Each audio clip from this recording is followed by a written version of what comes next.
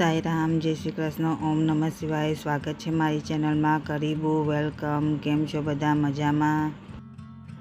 Simple અને easy રીતના આજે આપણે બનાવશું ચોકલેટ કેક। આ મેં ચોકલેટ કેક મારા દીકરાના બર્થડેમાં બનાવ્યો હતો। તો ચાલે કેક બનાવવાની શરૂઆત કરીએ। સૌપ્રથમ એક મોટો વાટકો લઈ લઈશું અને તેમાં 1 કપ ભરીને આપણે પાવડર સુગર નાખશું। હવે તેમાં અડધો કપ આપણે તેલ નાખશું અને અડધો કપ દહીં નાખશું। હવે આ બધા મિશ્રણને આપણે સારી રીતના મિક્સ કરી લઈશું। આપણે ગોળ ગોળ હલાવતા જઈશું અને આ મિશ્રણને આપણે મિક્સ કરતા જઈશું। કેક બનાવવાની તૈયારી કરતા હોય તે પહેલાં આપણે ગેસ ઉપર જેમાં કેક બેક કરવાનો હોય તેને ગરમ કરવા ઢાંકીને રાખી દેવું। તો આપણું આ મિશ્રણ સ્મૂથ થઈ ગયું છે। હવે આપણે એક ચાની લઈ લઈશું અને તેમાં 2 કપ મેંદાનો લોટ નાખશું અને 1/3 કપ આપણે કોકોવા પાવડર નાખશું। હવે લોટને થોડોક ચાળી લઈશું, પછી આવી રીતના રાખી દઈશું અને હવે તેમાં 2 ટીસ્પૂન આપણે બેકિંગ પાવડર અને 1 ટીસ્પૂન આપણે બેકિંગ સોડા નાખશું અને સારી રીતના આપણે ચાળણીથી ચાળી લઈશું। આ બધું ચરાઈ ગયા પછી આપણે તેને મિક્સ કરશું। જેમ દેખાડ્યું છે એ પ્રમાણે આપણે તેને મિક્સ કરતા જઈશું।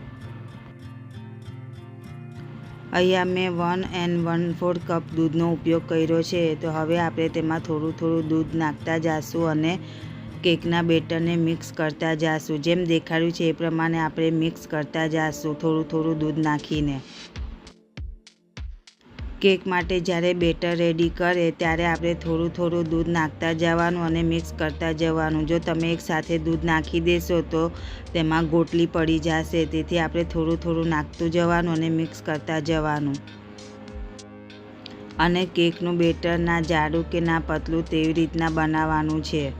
જો પતલું કરી લેશો તો કેક છે ને થતાં વાર લાગશે, તેથી કેકનું બેટર તમારે એડજસ્ટ કરવાનું કે બહુ જાડું પણ ના હોય અને બહુ પતલું પણ ના હોય।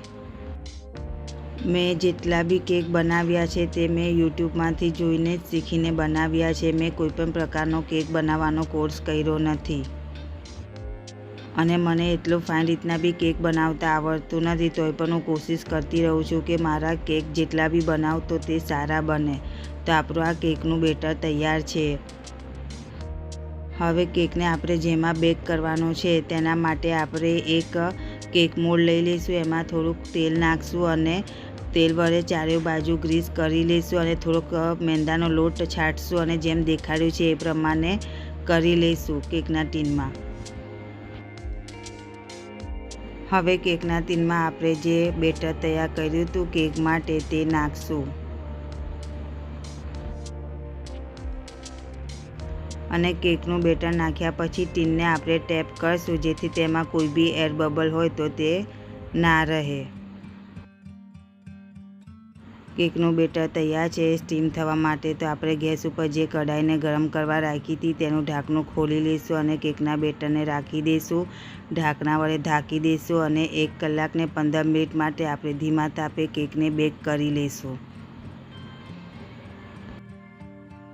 હવે 1 કલાક અને 15 મિનિટ થઈ ગઈ છે, તો આપણે ખોલી લઈશું ઢાંકણ અને આપણે ટૂથપીક વડે કેકની અંદર નાખશું। તો જો ટૂથપીક ક્લીન નીકળે છે તેનો મતલબ આપણો કેક બેક થઈ ગયો છે। તો ગેસનો ફ્લેમ બંધ કરી દઈશું અને કેકને આપણે ઠંડો થવા દઈશું। કેક ઉપર એક કપડું ઢાંકી દઈશું। હવે ઢાંકેલું કપડું સાઈડમાં કાઢી લઈશું અને આપણો આ કેક ઠંડો થઈ ગયો છે, તો તેને આપણે ટીનમાંથી કાઢી લઈશું। તો તમે જો કેક કેવો ફાઇન રીતના ટીનમાંથી નીકળી જાય છે, તો આપણો કેક આ કેટલો ફાઇન બન્યો છે। હવે આપણે કેકને એડજસ્ટ કરવા માટે એનો ઉપરનો થોડોક ભાગ આપણે કાઢી લઈશું સાઈડમાં કાપીને। તો હવે આપણે ઉપરનો ભાગ કાપી લીધો છે અને તે ભાગને આપણે સાઈડમાં રાખી દઈશું। હવે આપણે કેકને લેયરમાં કાપી લઈશું। તો અહીંયા મેં કેકના 3 લેયર કરવાની છું, તો હું 3 લેયરમાં આ કેક બનાવવાની છું। પહેલો લેયર કાપી લીધો છે, તો જુઓ કેવો ફાઇન આપણો કેક બન્યો છે। તો હવે આપણે બીજો લેયર પણ કાપી લઈશું। તેવી રીતના આપણે 3 લેયરમાં કેકને ડિવાઈડ કરી લઈશું। અને તમને કાપતા અને જોતાં જ ખબર પડી જાય છે કે આપણો કેક આ કેવો ફાઇન સોફ્ટ બન્યો છે અને જાળીદાર પણ બન્યો છે। હવે આપણે આગળની પ્રોસેસ શરૂ કરશું। એક કેક બોર્ડ લઈ લઈશું અને તેની ઉપર આપણે થોડી ક્રીમ લગાવી લઈશું। અહીંયા મેં વ્હીપિંગ ક્રીમને બીટ કરી લીધી છે। 1 કપ વ્હીપિંગ ક્રીમ ભરીને લીધેલી અને તેને મેં બીટ કરી છે। હવે આપણે જે ક્રીમ ચોપડેલી તેની ઉપર આપણે કેકનો પહેલો લેયર રાખશું અને તેને આપણે સુગરના પાણી વડે સોક કરી લઈશું લેયરને, અને આપણે જે ક્રીમ બનાવીને તૈયાર કરી હતી તે કેકની ઉપર પાથરી દઈશું। કેક ઉપર ક્રીમ પાથરી લીધા પછી આપણે કેકને ક્રીમ વડે ચારે બાજુથી કવર કરી લઈશું। કેકને ક્રીમ વડે કવર કરી લીધા પછી આપણે બીજું લેયર રાખશું અને તે રીતના જ બધી પ્રોસેસ રિપીટ કરશું। હવે આપણે આ પ્રોસેસને રિપીટ કરતા રહેશું। બીજું લેયર રાખ્યું, ક્રીમ ચોપડી, ક્રીમને ચારે બાજુ આપણે પાથરી દીધી, પછી ત્રીજું લેયર રાખ્યું ને રિપીટ કર્યા રાખીએ આ પ્રોસેસ। આ કેક બનાવ્યો તો 1 કિલો ને 400 ગ્રામ કેક બન્યો હતો। હવે કેકને આપણે ક્રીમથી કવર કરી લઈશું ચારે બાજુ। તો આવી રીતના મેં એક પાઇપિંગ બેગમાં ક્રીમ ભરી લીધી હતી અને કેકની ચારે બાજુ હું ક્રીમ લગાવી લઈશ। ક્રીમ લગાવી લીધા પછી આપણે તેને એડજસ્ટ કરી લઈશું। તો આવી રીતના મેં એક પ્લાસ્ટિકનું સ્ક્રેપર લીધું છે અને તેનાથી હું ક્રીમને એડજસ્ટ કરી લઈશ કેક ઉપર અને ગોળ આકાર આપી દઈશ અને વધારાની ક્રીમને હું સાઈડમાં કાઢી લઈશ। હવે મારી પાસે ઝિગઝેગ જેવું સ્ક્રેપર છે તો તે લઈ લઈશ અને જેમ દેખાડ્યું છે તે પ્રમાણે હું ઝિગઝેગનો આકાર આપી દઈશ। તમે જોશો કે કેવો ફાઇન આકાર આવી ગયો છે। તો હવે તેને સાઈડમાં રાખશું અને અહીંયા આગળ મેં ચોકલેટ ગનાશ બનાવીને તૈયાર કર્યું છે તો આપણે તેને પાઇપિંગ બેગમાં ભરી લઈશું ચોકલેટ ગનાશને। પાઇપિંગ બેગને આગળથી કાપી લઈશું અને જેમ દેખાયું છે તે પ્રમાણે આપણે ગનાશનો ઉપયોગ કરશું। તો આવી રીતના હું ચોકલેટ ગનાશ વડે ડિઝાઇન આપીશ। હવે બાકીનું જે ગનાશ બચ્યું હતું ચોકલેટવાળું તે આવી રીતના જેમ દેખાડ્યું છે એ પ્રમાણે તમે તમારી ચોઈસ પ્રમાણે કોઈપણ પ્રકારની ડિઝાઇન આપી શકો છો।